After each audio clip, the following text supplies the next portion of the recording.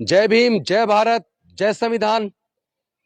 दोस्तों, आप सब जानते हैं कि जब शरीर का कोई अंग सड़ जाता है, शरीर में गैंग्रीन हो जाता है, तो उस व्यक्ति की जान बचाने के लिए डॉक्टर उसके उस सड़े हुए अंग को काट देता है।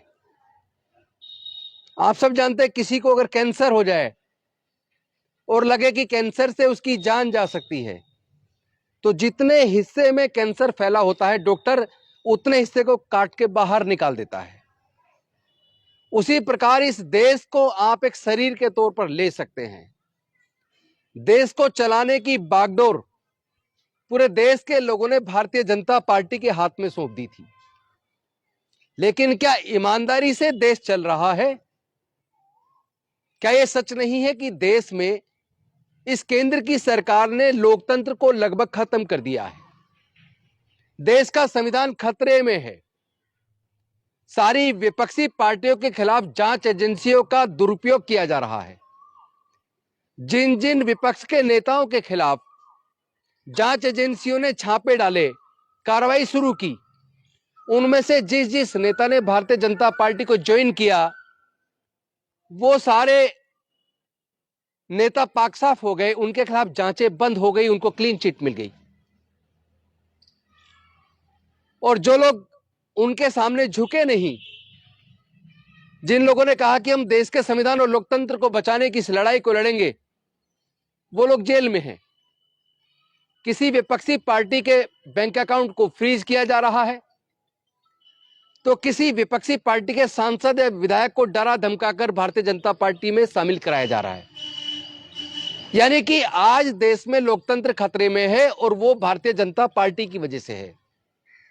यानी देश के को चलाने की बागडोर जिनके हाथों में है, वो लोग इतने सड़ गल चुके हैं कि अगर इस भारत को और भारत के लोकतंत्र को और संविधान को बचाना है, तो जिस प्रकार उस सड़े हुए अंग को डॉक्टर व्यक्ति की जान बचाने के लिए काट के बाहर फेंक देता है, उसी प्रकार इस भारतीय जनता पार्टी को आने वाले 2024 के चुनाव में हराकर बाहर फेंकना होगा।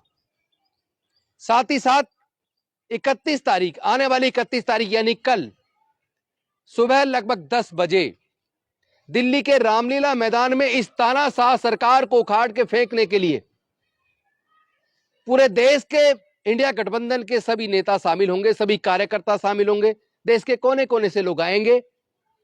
मैं समस्त देशवासियों से, अपने क्षेत्र की विधानसभा की जनता से भी, दिल्ली के लोगों से भी और पूरे देश के लोगों से, जो लोग चाहते हैं देश में लोकतंत्र और संविधान बचे, जो लोग चाहते हैं देश में तानाशाह सरकार को काट फेंकना बेहद जरूरी है। यह हमारे आने वाले बच्चों की आजादी को सुरक्षित रखने के लिए भी जरूरी है, क्योंकि देश को आजाद कराने के लिए लाखों स्वतंत्रता सेनानियों ने अपने प्राणों की आहुति दी है। क्या शहीद भगत सिंह जैसे नौजवानों की कुर्बानी बेकार चली जाएगी?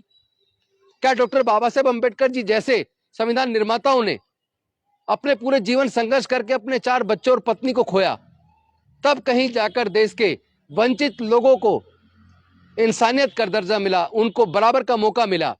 क्या वो सब कुछ खत्म हो जाने वाला है?